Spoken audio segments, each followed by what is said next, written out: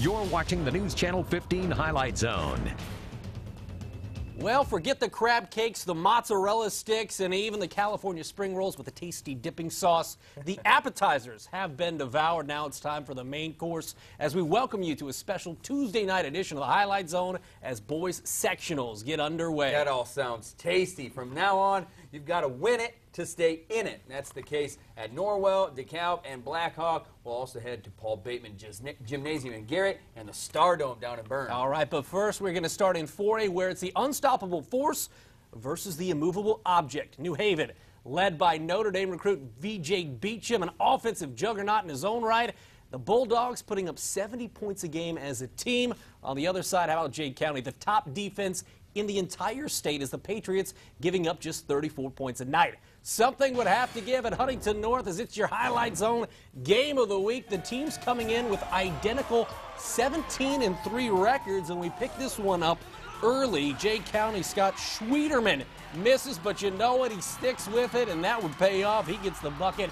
The Patriots up early, but how about V.J. Beacham? I guess Mike Bray is going to love this kid at 6'7". He can stroke it, nails the three right there, but Jay County Schwederman doing work down low, a little baby hook a la Kevin McHale.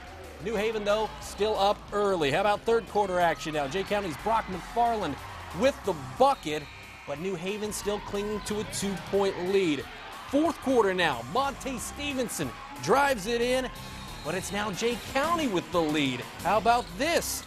Schwederman gets it and scores. Hard to stop number 44 when he's got the ball down there. New Haven using the three ball. Jabbar Ray for a triple, but Jay County up at this point 36-31.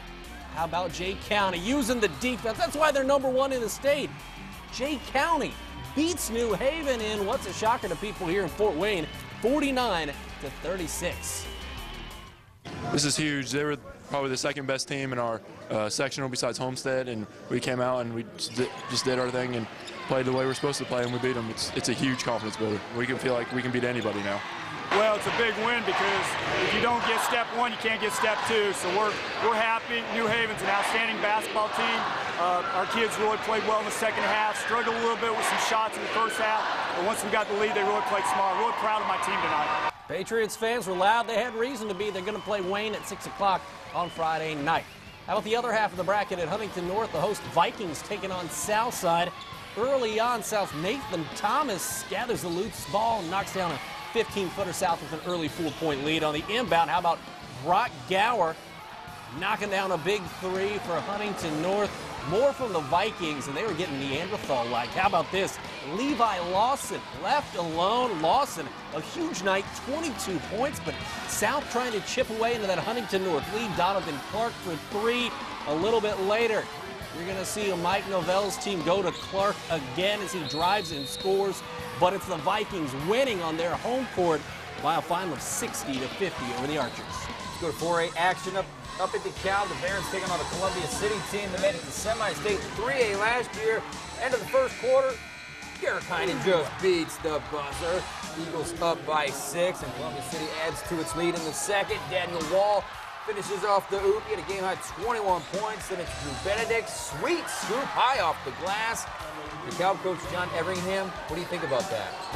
Not happy. How about Caleb McCown keeping the Barons in it and one? He had 8, but too much CC. Benedict with 14. They get the win 47-40. They'll play Northside Friday. All right, how about some 3A action in Osseo? Norwell facing Mississippi. The Knights ranked 4th in the latest 3A poll. Early on, the human highlight reel, Caleb Featherston. Are you kidding? Take another look. This is how they do it down in Osseo. Norwell's Caleb Featherston with the huge jam. Then how about Josh Van Meter, the pilfer, and the bucket right there. He had 13 points. And you know what? Mississippi turns out they're a pretty good basketball team. Caleb Swanner hits the three. Norwell was just a 1-point lead early on in this game, but how about David Vogel? He had 10 points, one of 4 nights in double figures. Mississippi gave him a game, but Norwell wins 56-51. They get Belmont on Friday. 3A up in Garrett, the 11th ranked Concordia Cadets taking on the state's highest scoring team, the Leo Lions. Cadets in control of this one. Brian Dixie Morris, he had a team high 26, but back comes Leo. Gage Corner, 3 of his game high 32 points. Then Sam Waters dials in 3 of his 13. A.J. Bushy and 1. He had 16, but the Purple Pride would slow down. Concordia running away with things, literally. Ryan Gross, the layup, he had 8. Desmond McCall inside, he had 18. Mark Rogers, the floater, he had 21. Concordia wins 99-83. They get Garrett on Friday. I think the Cadets are going to be a tough out in this tournament. 2A action in Bern. Adams Central coming off its first conference title since 1977. Jets facing a 14-win team in Churubusco. Second quarter action, Dylan Jones inside. He had 10. That would lead the Eagles, and we're tied at 15.5. Yes, this was a low score. Maverick Balmer in the third, highlight zone staple. He had 10 points, and that would lead the Jets. Third quarter, Busco driving. Tyler Aerosmith going to play his college ball at Huntington. 9 points, 7 rebounds for the Busco big men, but Adams Central just too strong. Isaac Luganville, the length of the court, and Adams Central's moving on. Jets win 39-34. They get South Adams on Friday. Final prep stop at 1A. Blackhawk, 9th ranked Canterbury taking on Hamilton. Always good to see Austin Hatch out there. How about for the Cavaliers? Trent Van Horn, he had a game-high 21 points. Hamilton answers with Suede Shifley, very smooth with the leather. I love this, though. How about Scott Newport? Davis Rao, he says, the pilfer and the pear. Oh, I like it. And I just spit on Glenn. Wonderful. He had 12. Van Horn to Jacob Dropola. He had 10. Kai Fode would add in 9. Canterbury wins easily, 75-37. They get Lakewood Park on Friday. Sorry about this. I need one of those Scarlet Beauties that Sandy Thompson used to give away. I saw it coming People don't know how dangerous it is up here. Hey, coming up in the zone, we're going to see if St. Francis could bring home a conference title after a trip to Winona Lake and Penguin Point. And IU tries to take down Michigan State, a team that beat them by 15 earlier in the season. Those highlights and more coming up next in the zone.